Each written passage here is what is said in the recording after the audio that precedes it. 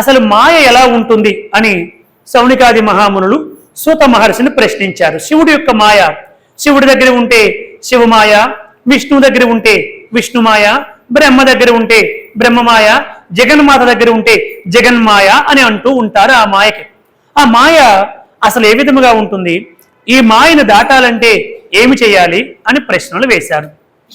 అప్పుడు సూతుడు చెప్పాడు, నాయన ఈ మాయను దాటడం సామాన్య మానవుల వల్ల ఎవరి వల్ల కూడా కాదు. ఆ మాయను దాటాలంటే మరలా ఈ మాయని ఎవరైతే సృష్టించారో ఆయన పాదాలు పట్టుకోవాలి తప్ప అన్యుల పాదాలని ఆశ్రయిస్తే ఈ మాయను దాటడం వశము కాదు అని చెప్పి స్పష్టంగా చెప్పి నారద మహర్షి అంతటి వాడే ఈ మాయని దాటలేక ఎన్నో అష్ట కష్టాలు పడ్డాడన్నాడు సూతుడు. శౌనికాది మహామునులు వెంటనే పరిప్రశ్న వేశారు. ఏమిటి? నారద మహర్షి బ్రహ్మ మానస పుత్రుడు, నారాయణ నామస్మరణ తప్ప వేరెరగని భక్తాగ్రగణ్యుడు అటువంటి నారదుడే ఆ యొక్క మాయను దాటలేకపోయాడా? ఏమిటి ఆ చరిత్ర ఏమిటి ఒకసారి మాకు తెలపండి అని చెప్పి అడిగారు.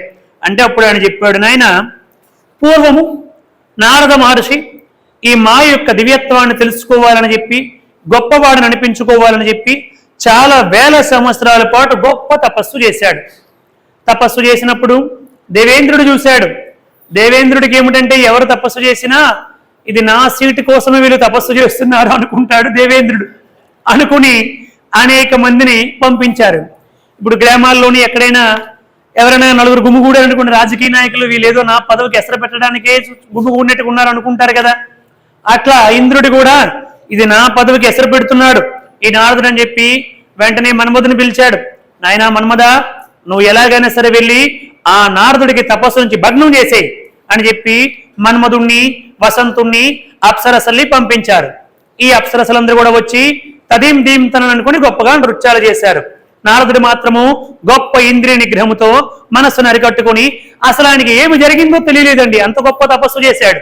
నారదుణ్ణి తపస్సు నుంచి విముఖుణ్ణి చేయలేకపోతే అప్పుడు ఆకాశవాణి ప్రత్యక్షమై, నాయనా నారద, నీకు తపస్సిద్ధి కలిగింది, నువ్వు సిద్ధిని పొందావు, ఇక నువ్వు తపస్సు ఆపు నాయనా. ఎందుకోసం అంటే నువ్వు తపస్సిద్ధిని పొందేశావు, నువ్వు ఏది కోరుకుంటే అది జరుగుతుంది, నువ్వు ఎక్కడికి కావాలంటే అక్కడికి వెళ్ళొచ్చు, నీ సంకల్పానికి తిరుగులేదు అని ఆకాశవాణి చెప్పింది.